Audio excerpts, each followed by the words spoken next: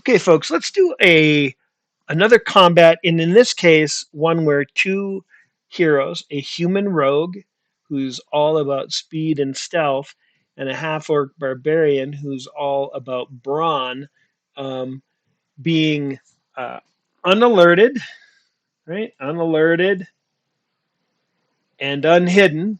So they failed their hide rolls or chose not to hide against a single giant bat. Let's see how this particular fight goes. Now, the first thing you want to do is roll the die to see who the giant bat targets, with a 1, 2, or 3 being the human rogue, a 4, 5, or 6 being the half orc barbarian. In this case, the giant bat is targeting the human rogue. Now, this was the turn order for the turn, and that's important because the human rogue chooses a target first. And so obviously they're going to go after the bat. The barbarian chooses a target next and also chooses to go after the bat. Now, the next phase is actually phase of combat is actually done in secret. And even if you're playing completely cooperatively, you can talk about what you think are the best things to do, but you don't necessarily have to follow those rules. The reason I say this is this half orc barbarian could have said, I'm targeting the rogue. And suddenly the rogue now knows, oh, I've got some trouble here. I've got a bat on me with a speed of 4. I can't run away because I can only run with a speed of 3. And I have a barbarian swinging a battle axe right here at me. Um, in this case, the barbarian has chosen to play well, or at least play along, and there's no real danger. Secondarily, the, the barbarian could have chosen to run away because there's no monster or heroes that are on the barbarian. Without playing any cubes here, they can just run away. That's not what half orc barbarians do, however. They swing at giant bats. But the other reason why you do this in secret is, even if you're playing cooperatively, it's possible that the half orc barbarian could try to snipe the bat, right? Try to kill the bat before the human rogue. Okay, so let's play this out. First, the rogue will have to play 1 on the short sword. Uh, the reality is they don't have any other cubes, so they're not swinging with a lot of might, but that's 2 damage, which is more than enough to kill the giant bat. The barbarian must place 2 cubes on the battle axe because the battle axe has 2 bright red boxes. They do 3 damage to anything they hit, which is more than enough to kill the giant bat. Okay, um, I'm going to talk about the half-orc barbarian first, just because it's really easy. Have 3 speed cubes only, and nobody is targeting the barbarian, so they can put all their speed cubes into their attack speed rather than their maneuver speed, because they're not dodging anything. So why waste the cubes playing them on maneuver? We want to attack as fast as possible. The same cannot be said of the human rogue. So the bat has an attack speed of 1, and we can take a look at. We can take a look at. Pushing the wrong buttons here. We can take a look at the other side of this counter to see that if they change um, their tactics, they would be at a speed 2. That's interesting. Um, we could play completely defensively, in thinking that maybe with attacks, 2 attacks on the giant bat, one of us is bound to kill it, or we could play for a little bit more speed. The reality is unless I'm playing with 3 speed or more, it's almost immaterial. And we could actually do that, right? We could say, look, I'm going to stand still and just attempt to kill this thing outright by attacking with a speed of 4. Um, let's do it. Let's do it this way. Okay. Now, again, that's all done in secret. And notice that the human rogue here is doing this a little bit to try and steal the fame value from the half-orc barbarian. Next up is we roll for tactics, and the giant bat does not change. So we then look at attack speed, 3 for the half-orc barbarian, 4 for the rogue, and 1 for the giant bat. 4 is the highest number. This goes first. Is 4 higher than 4 maneuver speed on the target of the rogue? It is not. So we must roll the 2 dice. And we miss. So that gamble did not pay off. The human rogue is going to get hit if the barbarian doesn't come through. Next comes the barbarian attack with a speed of 3 against a maneuver speed of 4. That is not an automatic hit. We roll the dice, and boy, I bet you the rogue would have loved to have had that roll. This is hit if equal, and 3 is not equal to 4. Therefore, this is a miss. The giant bat now goes at a speed of 1 to 0, automatically hitting, and that is 1 damage, which is enough to damage one or the other. We'll damage the leather helm since it's worth less gold if we lose it. And then the rogue must take a wound. Okay, we now roll again to see who the bat targets, and it stays on the rogue. Okay, so again, in player order, the rogue chooses the giant bat, and in a bit of nefariousness, the barbarian targets the rogue. Now, it's worth noting, because of the player order, the rogue had to declare their intentions first. So again, this is a free hit by the half-orc barbarian. They won't have to play anything in their maneuver cubes. Everything is going into attack speed. The rogue, again, this is all done in secret. Now, it's a little bit of an artificial situation because I obviously know what's going on, but the human rogue could probably surmise that the half-orc barbarian is going to be playing all of their cubes in speed, attack speed, because they have no reason to dodge. So suddenly it becomes a game of cat and mouse. So much for this partnership. It's worth noting that player versus player is an optional rule, and I'm implying that, or I'm assuming that the player versus player where heroes can directly attack each other is in play. Okay, 1 additional cube gets placed here. It's largely immaterial because, again, the attack speed here, the maneuver speed is 4. This will, however, make this attack go before the giant bat because the short sword has an attack length of 6 and the giant bat has an attack length of 0, as indicated by no little red number right by the brown cube. Okay, so the rogue is not unhappy, but with the barbarian, but that's immaterial. Let's see how this plays out.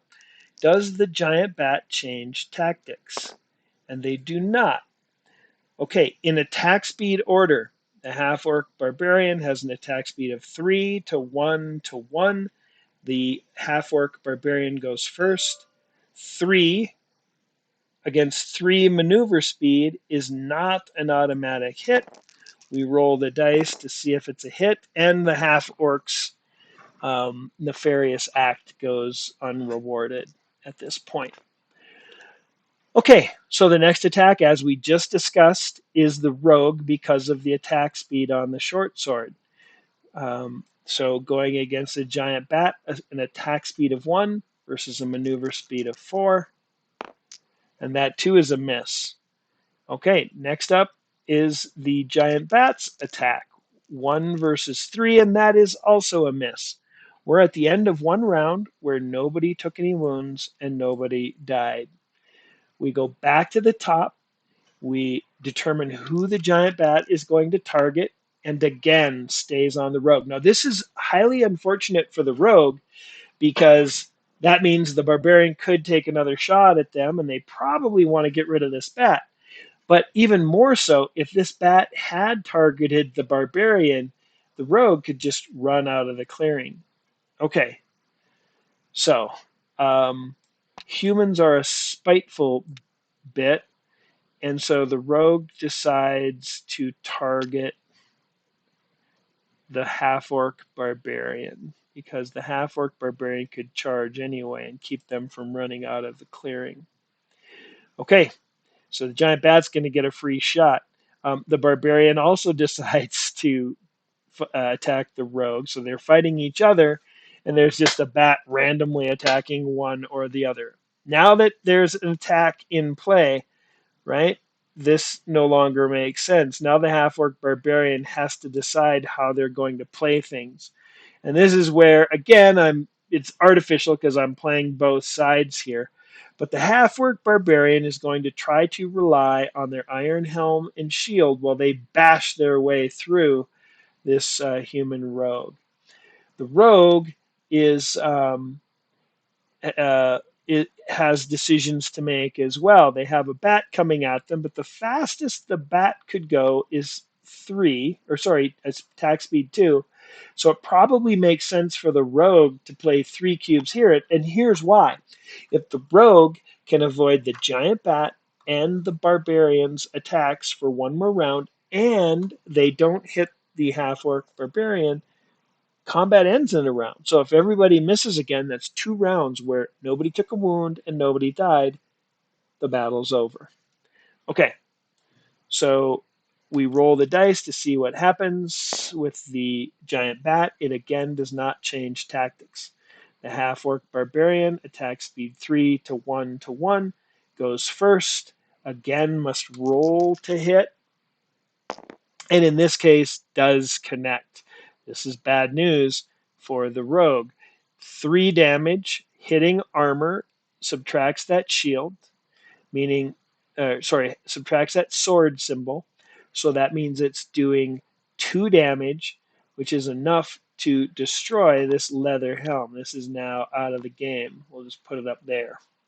Okay, that also means that our rogue takes a wound. They can either get slower or they could lose this heart, which would kill them. We don't want to do that. Next attack is the rogue, speed of 1, attack length of 6. We roll the dice. Oh, no, we don't. Sorry. Ignore that. An attack speed of 1 versus 0 is an automatic hit. The attack does 1, 2, but -1 for either one of these. The barbarian will choose to take that on their iron helm. Because that's iron helm with a durability of 2, and this only does 1 damage, that does not damage the iron helm, but it does cause a wound. The barbarian has might and hearts to spare, so we're going to leave it that way. Okay, we're going to wound this cube. Doesn't even matter really which one we wound. Next up is the giant bat with a speed of 1 against 3. We roll the hit dice to see who hits, and that is a miss. This is the worst result. An attack speed of 1 versus a maneuver speed of 3. That's a miss. If only these two folks had not hit each other, that would be good for the rogue. Combat would be over. But at least he's inflicting a little bit of damage. Okay, so we're on to the next round.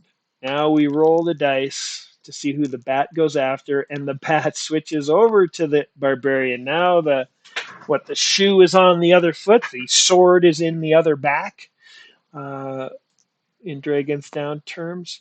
Now the barbarian has a choice. They could charge, and by the way, first the rogue decides, do they want to charge anybody? They don't. They don't need to. This maneuver speed 4 is going to keep the barbarian in place.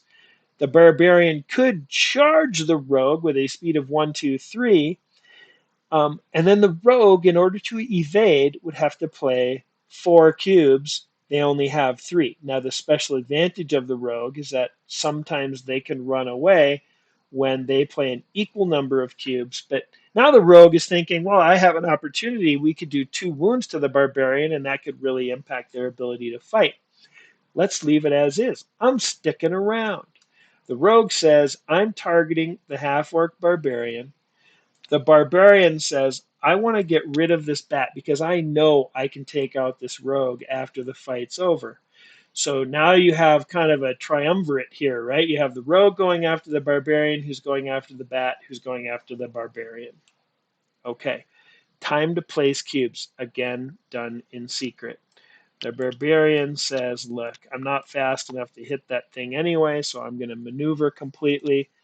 The rogue says, I have nobody targeting me, so I'm going for a super fast attack.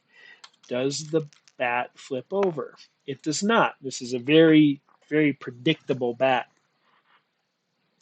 Attack speeds 1, 0, and 4. Well, 4 is the highest number, so 1, 2, 3, 4 versus 3, that's an automatic hit. Again, not strong enough to penetrate the armor of the barbarian, but the barbarian does take another wound. The next fastest attack is a giant bat with an attack speed of 1 versus 0. We roll the dice, and the reason we do is this 1 is not faster than the 3 of the barbarian, so we roll to see if we hit, and the bat misses. Finally, we have the barbarian, barbarian with an attack speed of 3 attacking the attack speed of 0 attacking the giant bat with an attack speed, a maneuver speed of 4. They need to roll 2 hit symbols in order to kill the giant bat, and they miss. So that was not a good round for the barbarian. Took a wound and didn't accomplish their goals. Next round, who does the bat target? It stays on the barbarian. Okay. Again, the giant bat is coming here. The half-orc barbarian still thinks he has a little bit to give. He's gonna no, he's gonna target the rogue just to give him something to do. Um, and the rogue is going to continue to go after the half-orc barbarian. This is predictable. No, actually, it's not, because the barbarian is attacking him. Suddenly, the rogue has things to do. So let's say that the rogue does this in secret, 2 and 2. And let's say the half-orc barbarian continues with this idea of, I want to avoid this bat, but I do want to see if maybe I can get lucky with an attack on the rogue in this fashion.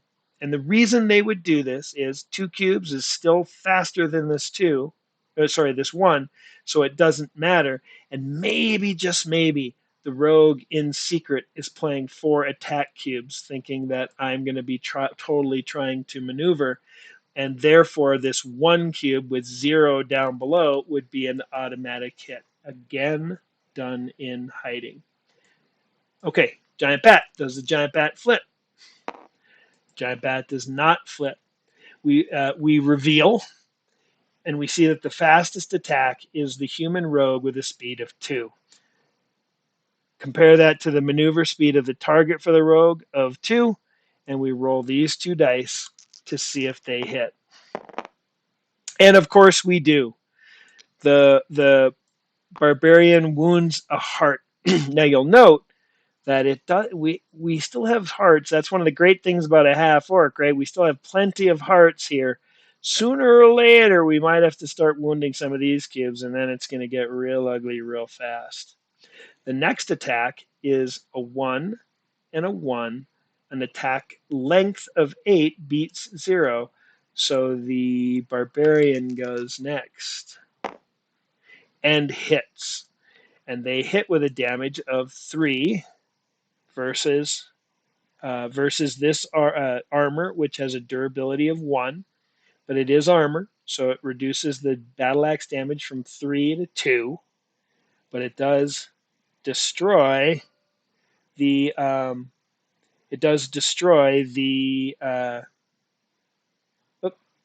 it does destroy this leather armor. Let me do one quick thing. I want to come back here. Okay. All right. So this leather armor is destroyed, and the rogue has to take a wound. Now note, We can't get rid of this might cube, and we can't get rid of that heart. So the rogue is getting slowed down. Note they have no armor anymore. That's not good. Okay, next attack is the giant bat. An attack speed of 1 versus a maneuver speed of 2. We roll the dice, and the bat misses. Okay, we're on to the next round of combat. If the bat targets the rogue could be in a lot of trouble, and they do. So now the rogue cannot run away, and you know darn well this barbarian's going for the jugular. So, okay, we're putting pride aside. The rogue's going to try and target the bat because then the rogue can run away. The barbarian is targeting the rogue. Okay. So you know that the barbarian is going to be going all out attack, and you know this rogue's smartest play is to play defensively. The attack speeds are, oh, nope, we got to roll to see if the monster flips, and it still does not flip. 3 to 1 to 0, this attack goes first. A speed of 3 versus 3. We roll the red dice to hit, and the barbarian misses. If the barbarian had hit, that would be all for the rogue. In this particular case, the next attack is the giant bat with a speed of 1 and 0. We roll the dice for the giant bat, and the giant bat misses. The rogue lives to see another round. The rogue with an attack speed of 0 versus 4 rolls the dice and misses badly. That's one round of combat where nobody took any wounds. Again, back to the top. Who does the giant bat target? And it's here. It's against the rogue. That's unfortunate because if it had come over here, the rogue would have a good chance of being able to run away. Okay, the rogue will target the bat again in a desperate attempt to escape. The barbarian will target the rogue to try and finish them off. Does the bat flip? And this time it does. So it's attacking a little bit faster. Doesn't really matter at all in going after the human rogue. It would matter if they were targeting the barbarian because the attack strength of 2 would start damaging this armor. Okay, fastest attack is this 3. We roll the dice to see what happens. And the barbarian again misses. Next up is the giant bat, an attack speed of 2 versus a maneuver speed of 3. We roll the dice, and the bat misses. The rogue actually hopes here to miss the bat. And it's worth noting that either of these, the rogue could have said, I'm not targeting anybody. I just want combat to end. That's not the case, however, and they roll their dice to see if they hit. An attack speed of 0 versus a maneuver speed of 3. Roll the dice, and a miss. That is 2 rounds where nobody hit anything. Combat ends in the clearing. The interesting thing about this is that if these, when we draw these tokens next turn, right, whichever one gets drawn first will get 1 action. If it's the rogue, they're probably going to move out of the clearing and be done with this barbarian. If it's the barbarian, they may very well do a block attempt against the rogue, which would try to keep the rogue in the clearing with the bat. They now have no armor and they're quite vulnerable. Okay, so hope you enjoyed that video as to how the combat can work amongst players in conjunction with a monster in the clearing. This was a little bit anticlimactic. If the rogue had succeeded in killing the bat, then it would have been, barbarian versus rogue to the bitter end, with the rogue having the ability to try and run away, leveraging their elusive ability. And I think that would have been a wise course of action. I'd say the rogue came out on the worse end here in that they lost both of their pieces of armor, but even the half-orc is going to have to spend some time trying to recover from what occurred. Okay, hope you enjoyed the video. I'll ponder what to do next. Feel free to put any desires you have in the comments section of this video. Thank you very much.